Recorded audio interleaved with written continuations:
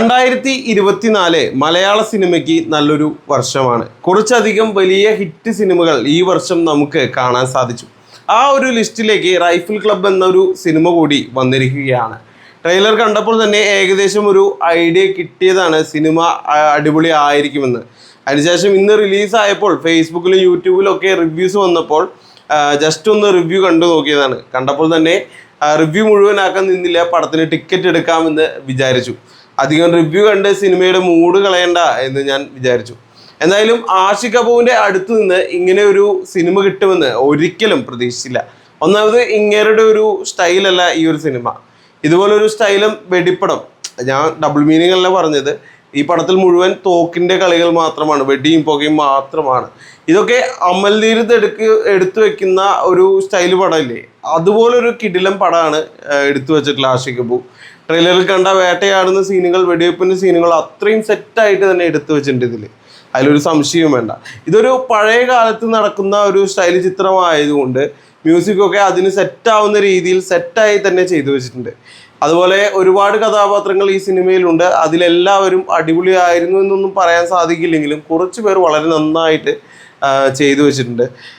അതിലെടുത്ത് പറയാനാണെങ്കിൽ ദിലീഷ് പോത്തൻ, അതുപോലെ ഹനുമാൻ കൈൻഡ്, അനുരാഗ് കശ്യപ്, വിജയരാഘവൻ, വിനീത്, പഴയകാല നടൻ വിനീത്, ഇവരൊക്കെ ഗംഭീരമായിട്ട് ചെയ്തു വെച്ചിട്ടുണ്ട്. അതുപോലെ നമ്മുടെ കൺവിൻസിങ് സ്റ്റാർ സുരേഷ് കൃഷ്ണ, ഇവരൊക്കെ വൺ സെറ്റാണ്. അതായത് ഇവർക്കൊക്കെ നല്ല കൈയടി തിയേറ്ററിൽ കിട്ടിയിരുന്നു. ഞാൻ ഈ സിനിമ കണ്ട തിയേറ്ററിൽ തിരക്ക് വളരെ കുറവായിരുന്നു, എങ്കിലും അത്യാവശ്യത്തിന് കൈയടിയും കാര്യങ്ങളൊക്കെ ഉണ്ടായിരുന്നു.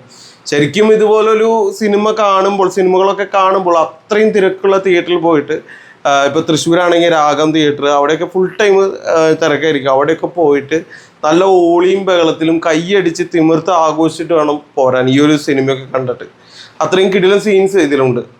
വിജയരാഘവനൊക്കെ ഈ സിനിമയിൽ അത്രയ്ക്ക് ഡയലോഗുള്ള ക്യാരക്ടർ അല്ലെങ്കിലും ചെറിയൊരു നോട്ടം കൊണ്ടും ഭാവങ്ങൾ കൊണ്ടും നമ്മളെ എന്താണ് നാച്ചുറൽ ആക്ടിങ് എന്ന് കാണിച്ചു തരും.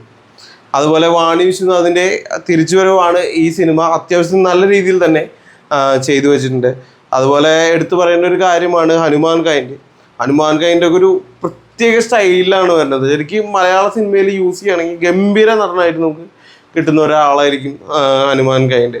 അത്രയും സെറ്റായിട്ട് അത്രയും സ്റ്റൈലായിട്ടാണ് ആള് ചെയ്തു വെച്ചിട്ടുള്ളത്. അതുപോലെ സുരഭി, ദർശന, ഉണ്ണിമായ, ഇവരൊക്കെ ഓക്കെയാണ്.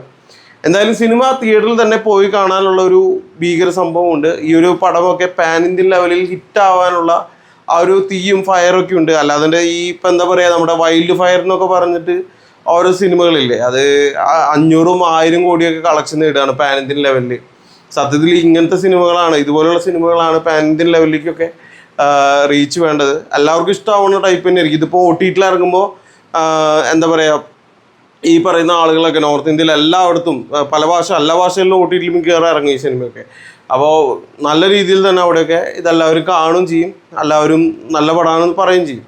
ഇതൊക്കെ ശരിക്കും പാൻ ഇന്ത്യൻ ലെവലിൽ ഇറക്കേണ്ട സിനിമകളാണ്. അതുപോലെ ഇനി നാളെ റിലീസാകാൻ പോണ പടമാണ് മാർക്കോ. പിന്നെ ലാലേട്ടൻ്റെതായിട്ട് വരാനിരിക്കുന്നത് ബറോസ്. ഇതൊക്കെ ഈ വർഷത്തെ ഏറ്റവും വലിയ ഹിറ്റാവുമെന്ന് നമുക്ക് പ്രതീക്ഷിക്കാം. മാർക്കോ ഒരുപാട് പ്രതീക്ഷയുള്ള പടമാണ്. ഇപ്പോൾ ഇന്ത്യയിലെ ഏറ്റവും കൂടുതൽ ആളുകൾ കാത്തിരിക്കുന്ന ഒരു സിനിമയാണ് മാർക്കോ.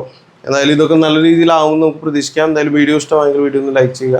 നിങ്ങളുടെ അഭിപ്രായങ്ങൾ, സിനിമ കണ്ടിട്ടുണ്ടെങ്കിൽ നിങ്ങളുടെ അഭിപ്രായങ്ങൾ കമൻറ്റായി രേഖപ്പെടുത്തുക.